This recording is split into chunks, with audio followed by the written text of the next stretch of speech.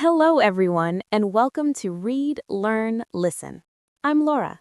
And I'm Nico. We're happy you're here with us today.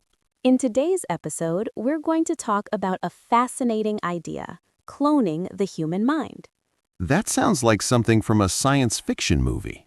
Yes, it does, but scientists and researchers are already discussing this possibility. Before we begin, let's explain what we mean by cloning the human mind. Good idea. Cloning the human mind means creating a digital copy of a person's thoughts, memories, personality, and emotions. So it's not about cloning the body, like making another physical person. Exactly. It's about copying the brain's information into a computer or another artificial system. Wow. Imagine being able to talk to a digital version of yourself. Or even to someone who lived many years ago.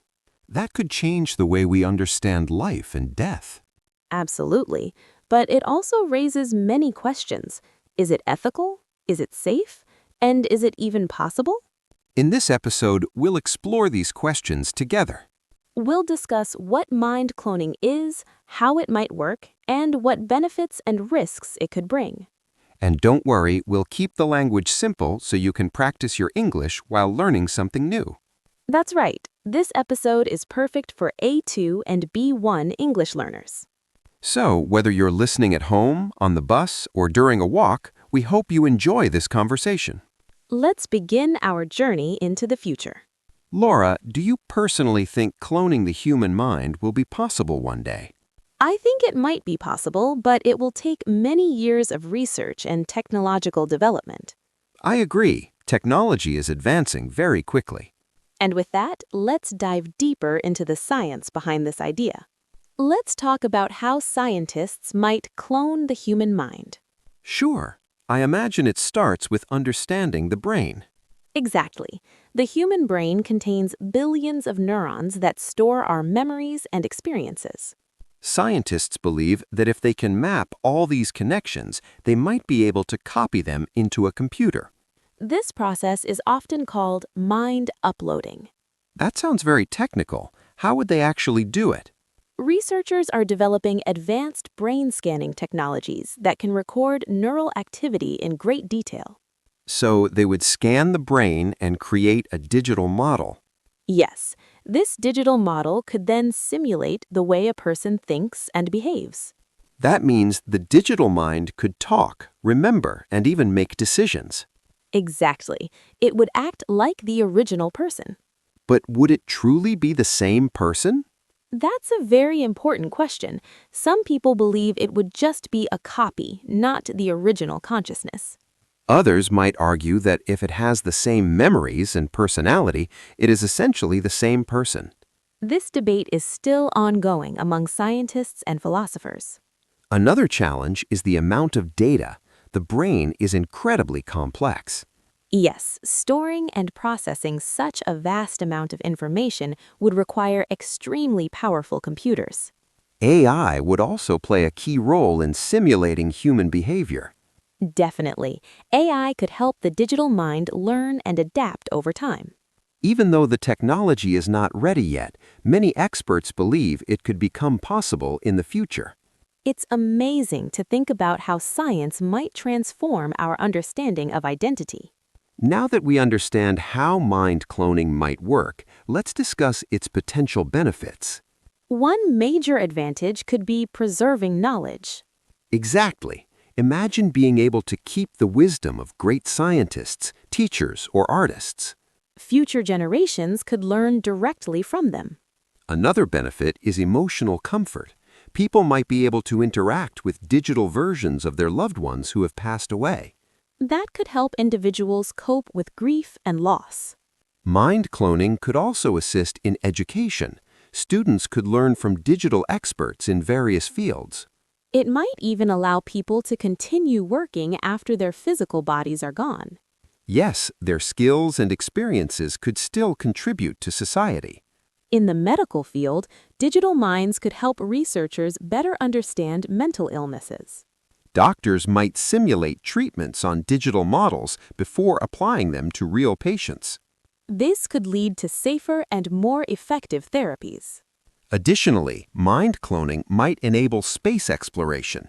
Digital minds could travel to distant planets without the limitations of the human body. That's a fascinating idea. It would reduce risks and costs associated with long space missions.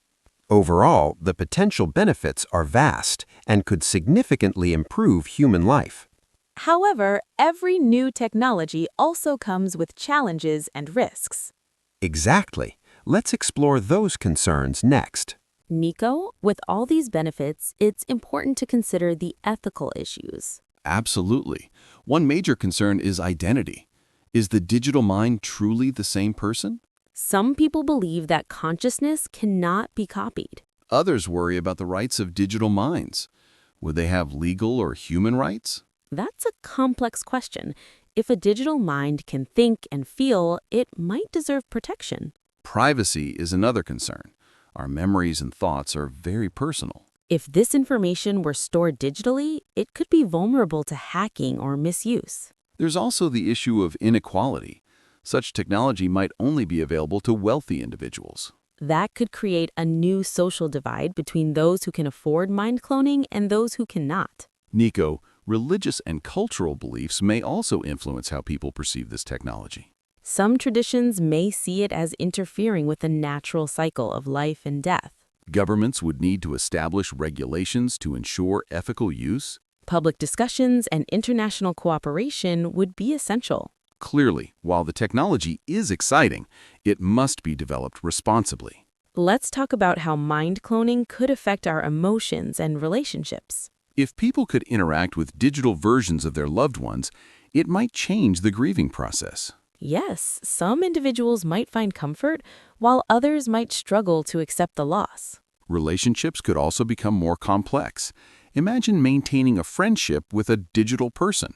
It might blur the line between reality and simulation. Society would need to adapt to these new forms of interaction. There's also the question of personal identity. Would people feel pressured to create digital copies of themselves? That's possible. Social expectations could influence individual choices. On the positive side, digital minds could help preserve cultural heritage and family histories. Future generations could interact with their ancestors and learn directly from them. However, emotional attachment to digital beings might lead to psychological challenges. Mental health professionals would need to address these issues. Overall, the social impact would be profound and far-reaching.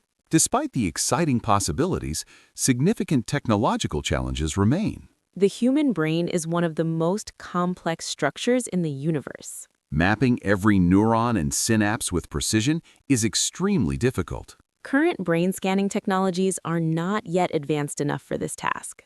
Additionally, simulating consciousness requires immense computational power. Energy consumption and data storage are also major concerns. Ensuring the accuracy and reliability of digital minds would be essential. Another challenge is creating realistic emotional responses. Human emotions are influenced by both biological and environmental factors.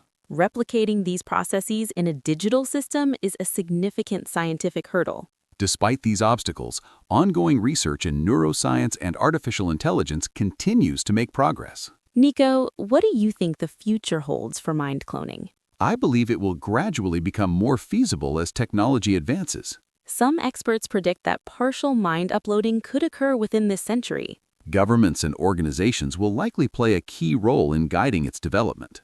Public awareness and education will also be important.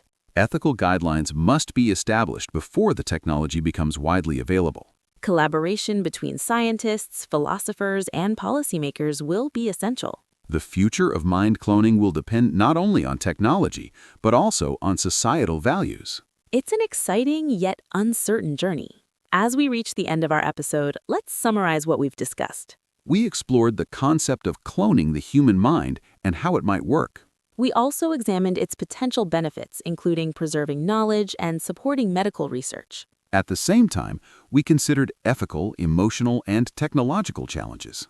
Mind cloning has the potential to transform society in profound ways. However, it is essential to approach this technology with caution and responsibility. Ultimately, the future of mind cloning will depend on how humanity chooses to use it. Thank you for joining us on Read, Learn, Listen. We hope this conversation helped you improve your English while exploring an exciting topic. Don't forget to subscribe to our channel for more educational content. If you enjoyed this episode, please share it with your friends and leave a comment. Until next time, keep practicing, keep learning, and keep listening. Goodbye. Goodbye, and see you soon.